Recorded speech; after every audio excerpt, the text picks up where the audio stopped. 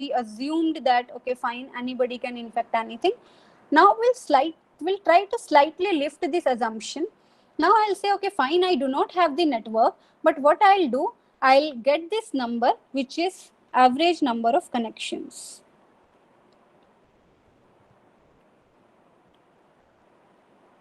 I can just take a survey, maybe in a city, and figure out on an average how many friends each person has. I'll get some number, let's say it's something like 10. So I know on an average, every person comes in contact with 10 other people.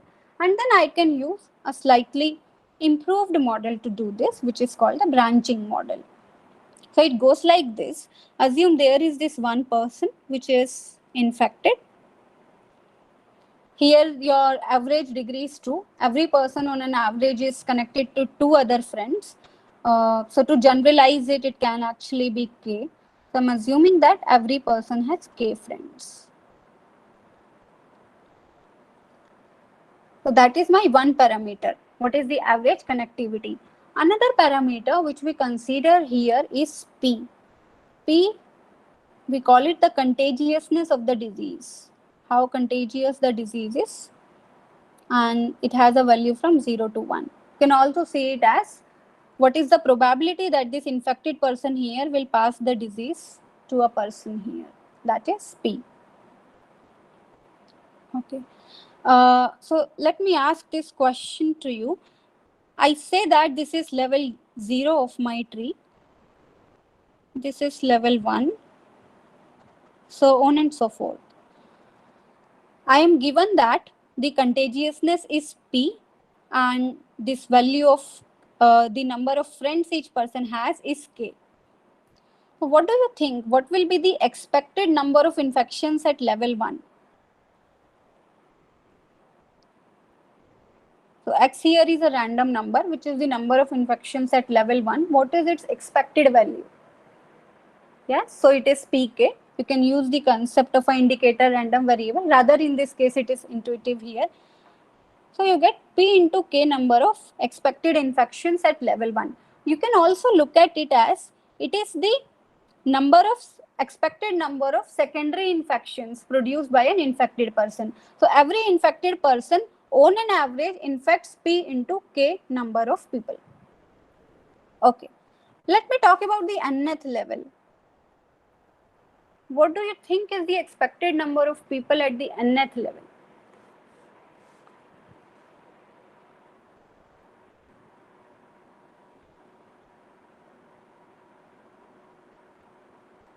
Okay, Ayush, is it Pk whole to the power n or P into K to the power n?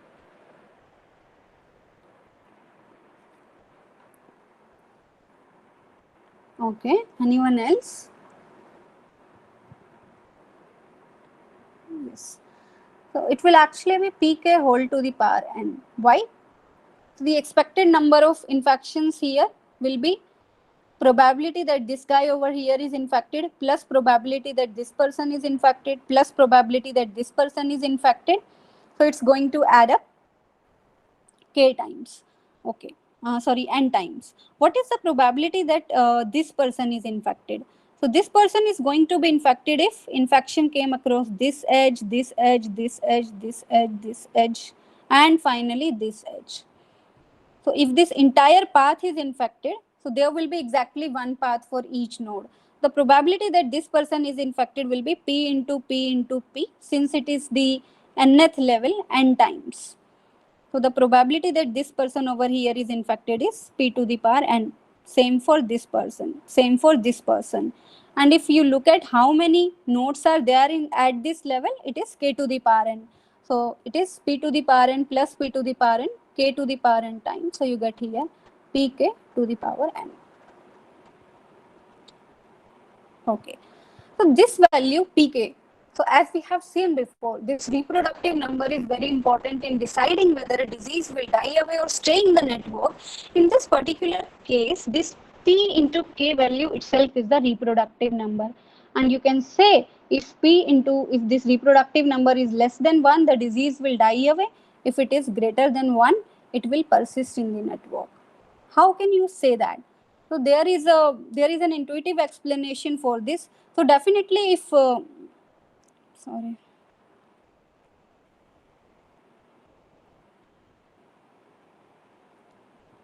Definitely, if this R0 is less than 1, which means one person is producing on an average less than one infection. So ultimately, the disease should die away.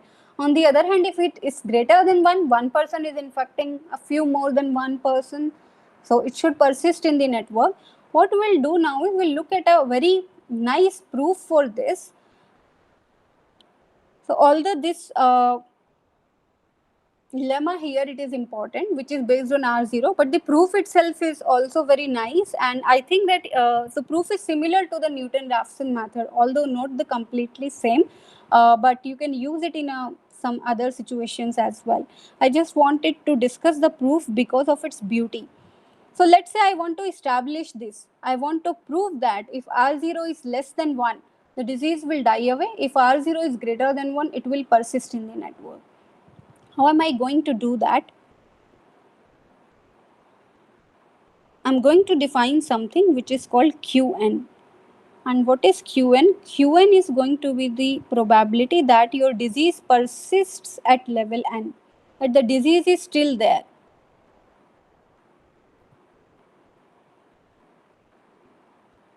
So when can I say that the disease is going to be a pandemic? It will never go away from the network.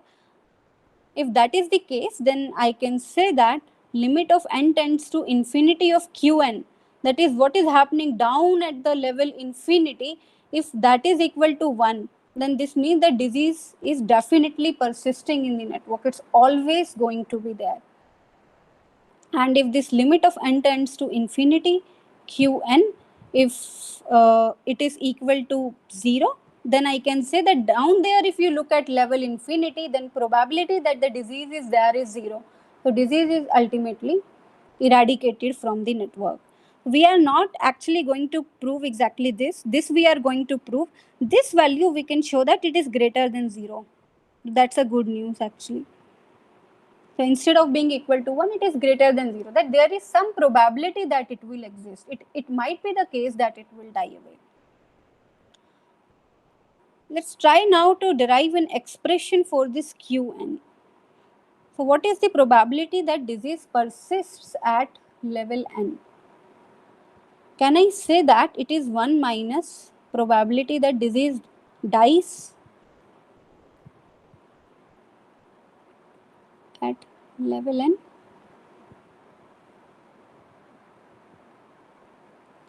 So I'm going to work with only this here now. What is the probability that disease dies at level n? Let me just come back to this figure here. Right? I want my disease to die away. So let's say this is the nth level. The disease should not be here. So how can I say that the disease is not here? I know that if there were, I'll just draw it again here. So let's say this was my initially infected node.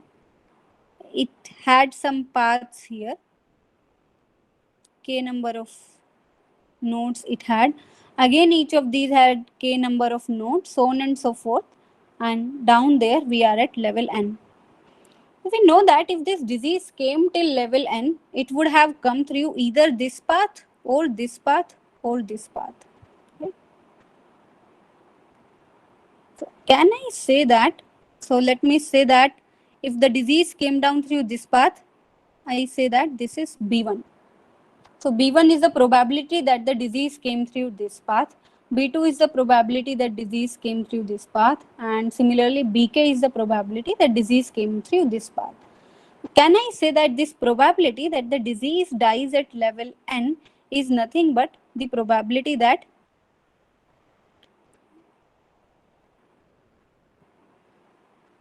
so B1 is this entire probability that the disease came through this path. B2 is the entire probability that the disease came through this path. Can I say that it is probability that disease didn't come through B1 into, let me say it's P1, P2, just to make it clear. P1 means the disease is coming through the first path. P2 means the disease is coming through the second path. Similarly, Pk means the disease is coming through the kth path. So I say that the probability that disease dies at level n is probability that disease didn't come through this P1 path, that is P1 failed. P2 should also fail into probability that P2 failed. So on and so forth up to probability that this PK here failed. Right? Okay. Now what is the probability that this P1 failed? The disease couldn't come through this path. The probability will be same for all this also. Probability that P1 failed, I can again say that it is 1 minus probability that disease actually came through P1. So 1 minus probability that I write it as P1 passed, that disease came through this path. And can I say that it is equals to 1 minus probability that P1 passed? It means that first of all, this infection here was successful, because if this infection here would have failed, I couldn't come through this path.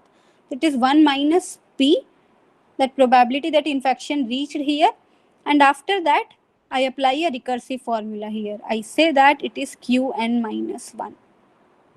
So what's happening? This entire tree is repeating itself here. So Qn minus 1 here is the probability that this node is infected and the infection still persists at the level n minus 1. If there is any doubt till here, you can ask me.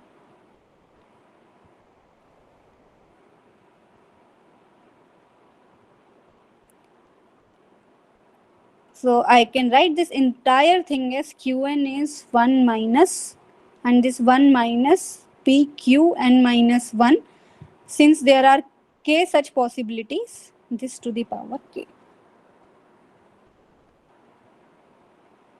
Our aim is to determine limit n tends to infinity Qn. Now that seems a bit hard task here. What is given to me is that Q naught equals to 1, because the person at level 0, he is definitely infected. This Q naught is 1 here. What is Q1 then? Q1 is going to be 1 minus, so Q naught is 1. Q1 is going to be this. If you look at Q2, Q2 is again going to take some complicated form. So Q2 is 1 minus P into Q1. So you put this entire value of Q1 here, 1 minus P to the power K, and this entire thing to the power K. And so on and so forth. And you need to find limit n tends to infinity Qn. So how do you get this?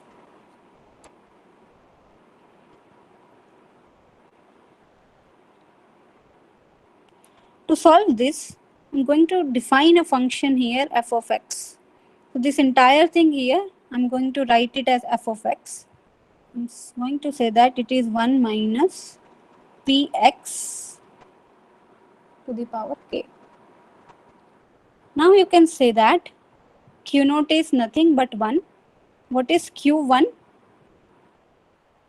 So q1 is nothing but, you put q naught in this formula. So q1 is nothing but f of q naught, which is nothing but f of 1. What is q2? Q2 is f of q1. So this becomes f of 1. Similarly, q3 becomes f cube of 1. So on and so forth. And again, our aim is to find this entity here. In order to solve this, what we are going to do, we are going to look at how this function looks like, f of x. So let's just try to plot f of x here. I'm just going to write it here. F of x is 1 minus px to the power k.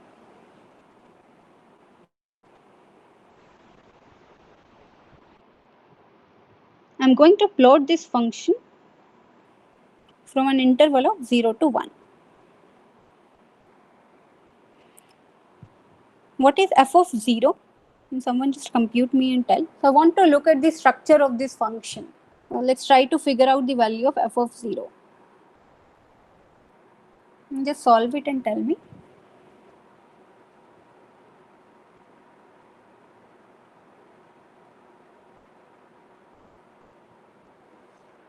Okay, so we got f of 0 to be 0. So I have my first point over here. What is f of 1?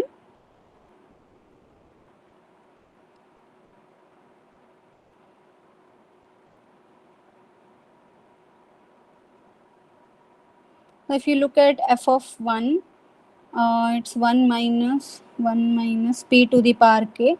Yes, so p, I know it has a value from 0 to 1, right? So this entire thing is some positive number. So what I get over here is something which is less than 1. So f of 1 is something which is less than 1. So if I have my,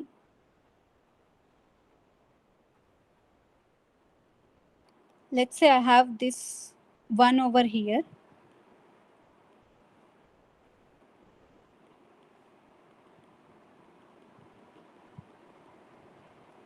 So let's say this is my point.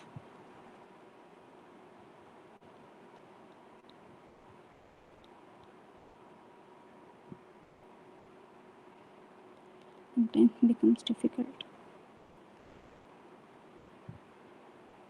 Okay, over here. Now if this point over here, this is my,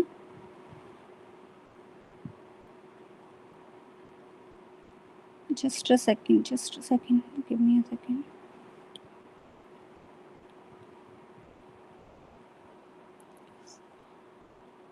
So this point over here, this is 1 comma 1. And let's say this is my line, y equals to x. So I know that f of 1 has a value which is less than 1. So let's say it's somewhere over here. Okay. What about the remaining function f of x?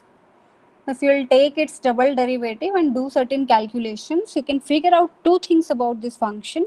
So first, it is a monotonically increasing function, and second, it's a convex function.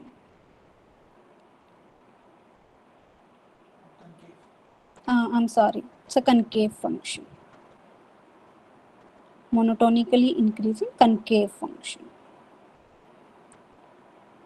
Okay. Now this concave function, it can take two ways. It can go two ways. So it has to reach here at the value 1. So one idea is it can go something like this, or it can go something like this. Right? How do I determine which path it takes? By determining the slope of this function at x equals to 0. Can you determine its slope at x equals to 0? Let's determine f dash of 0.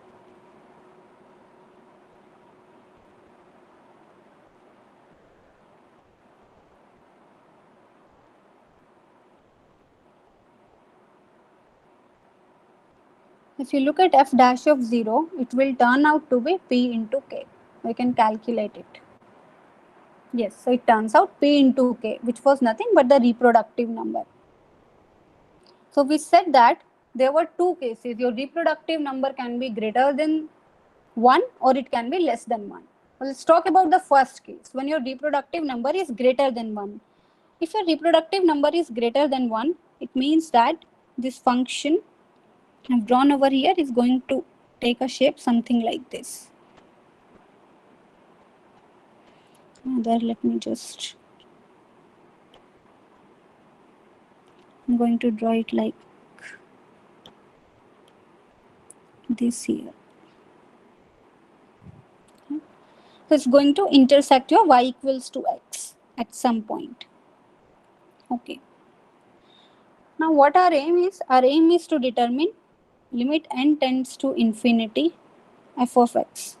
Now that becomes straightforward if you go by this plot. So you know that this point over here is 1 comma 1.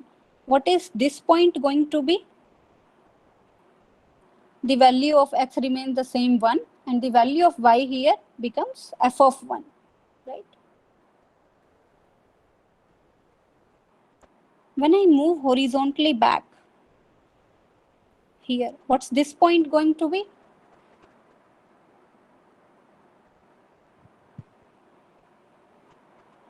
So here your value of y remains the same, the value of x changes. And since x equals to y at this point, So this point becomes f of 1, f of 1. Again, you go vertically down. X remains same, y changes. What will y become? F square of 1. Again move here. You will get f square 1, f square 1, so on and so forth. So you can keep doing this, right? And when you do it infinite times, so a point will come where this thing will converge over here, where both of these two plots are intersecting. Right? So when you look at this value of limit n tends to infinity fx, it is some positive value between 0 to 1, which means that if your reproductive number is greater than 1, there is a still a positive probability that your disease exists in the network. Similarly, you can see the other case round. So in case your reproductive number was less than 1, again you can do the same thing. In that case, what will happen? Just take all of this back.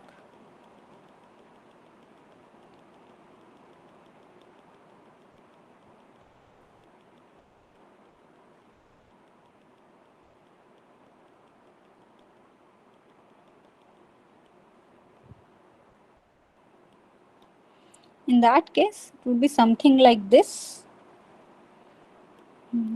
Like this. Right? And again, when you start doing the same thing here, so this point over here, this is your 1 comma f of 1. And again, you can move horizontally towards this line, vertically towards this line. In this way, when you do it over this plot, it will actually converge to 0. So in this case, your limit n tends to infinity. X tends to infinity, f of x is going to be 0. So your claims for reproductive number still holds in this situation. And here again the same property holds. If you want to take some measures to bring the reproductive number down from 1, you can either decrease k or decrease p.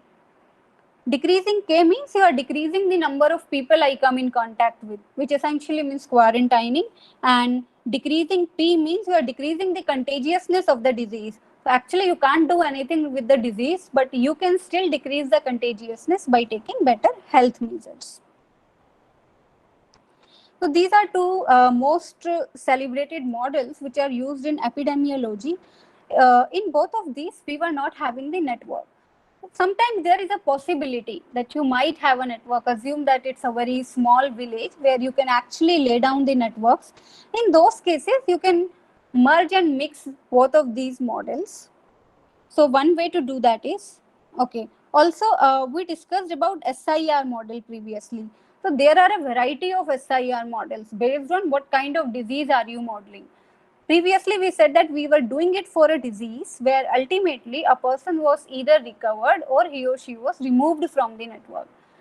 So it needn't be the case with every disease. It's not the case with common cold. So in those cases, you can slightly modify it, convert it to a SI model, which is shown here to you. So every susceptible person becomes infectious, and once they recover, they go back to the susceptible mode instead of going to a recovered mode. You have many varieties of this. So there are models like SEIR model where you can have new compartments. Here this compartment is exposed. So you can use it for the kind of diseases where you do not catch an infection immediately. So there is some time for which you remain to be exposed to the disease. Only after that you are going to adopt it. There are MSIR model where M is your maternally derived immunity. So you can use it in the case of infants, so on and so forth. So whenever we deal with epidemiology for a particular disease, we do not go by the most basic models like SIR and SIF. You can create changes to them based on your requirements. In the case of network, so assume that I'm implementing this SI model or maybe an SIR model, and I have the network available with us. So you can use a model which is a combination of both of these. If I'm given a network here, something like this. Initially, every person in this network is susceptible. Now I'm not going to do it in a compartment based way. few people here are infected. So let's say this node over here is infected and this node here is infected, right? Remaining nodes are susceptible. Now I can start the infection, which is based on the same logic we used in the branching process. So assume I say that the contagiousness of the disease is 0.4. So at every time this node over here which is infected, it tries infecting all three of its neighbors with a probability of 0.4. Some of these might get infected, others of these might not. Once it ends up infecting, now these nodes start infecting the other nodes, so on and so forth. Based on the disease you have, you can actually make this node recovered after 1 timestamp or 2 timestamps, so on and so forth. And you can see the spread of disease in this on this entire network. But one thing here with this particular way of modeling it is, you essentially cannot put a restriction on R naught, which is a reproductive number. So deriving reproductive number for a complex network like this is difficult. It was easier in the case when we have differential equations and a well-defined tree-like network. So these were the most basic models for the spreading of diseases. Now I'll move to the spreading of behavior, ideas, or information